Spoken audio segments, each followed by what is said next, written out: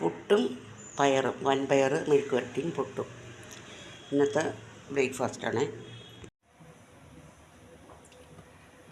നമ്മളിതാ ഇതിനകത്തേക്ക് അരപ്പിട്ട് കൊടുക്കുകയാണ്. മത്തങ്ങയും പയറും കൂടി എരിശ്ശേരി വെക്കാനായിട്ടാണ്.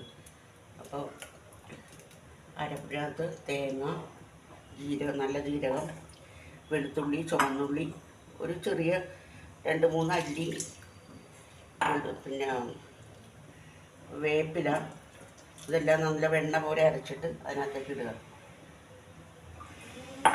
ആവശ്യത്തിനുള്ള ചാറ് വെക്കുക. അധികം ചാറ് വേണ്ടതിൽ കുറച്ച് ചാറ് മതി.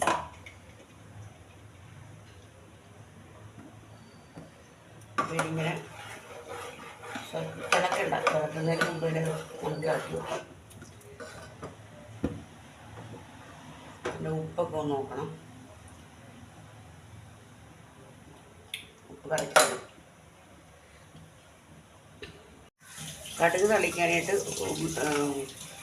ചട്ടി വെച്ച് വെളിച്ചെണ്ണ ഒഴിച്ച് കടുക് പൊട്ടി ഇതാ ഉള്ളി, ചുമന്നുള്ളി, ചെറിയ ഉള്ളി ഇട്ട് കൊടുക്കുകയാണേ. ചെറിയ ഉള്ളി മുരിഞ്ഞ് കഴിയുമ്പോഴത്തേക്കും നമുക്ക് ഉണക്കമുളകും കറിവേപ്പിലയും കൂടി ഇട്ട് കൊടുക്കാം. ഉണക്കമുളകും കറിവേപ്പിലയും ഇട്ട് അത് മുരിഞ്ഞ് കഴിയുമ്പോഴത്തേക്കും നമുക്ക് കറിക്കകത്ത് ഒഴിക്കാം. മത്തങ്ങ ഞാനത് തേങ്ങ വറുത്തിടുന്നില്ല കേട്ടോ. ഇത് ശരിക്കും സാധാരണ തേങ്ങ വറുത്തിടും. ഞാൻ തേങ്ങ വറുത്തിടുന്നില്ല. പിന്നെ മറ്റേ അടപ്പത്ത് ചോറ് വെച്ചിട്ടുണ്ട്, ചോറ് തിളക്കുന്നു. ഇനി വേറെ കറികൾ നോക്കണം.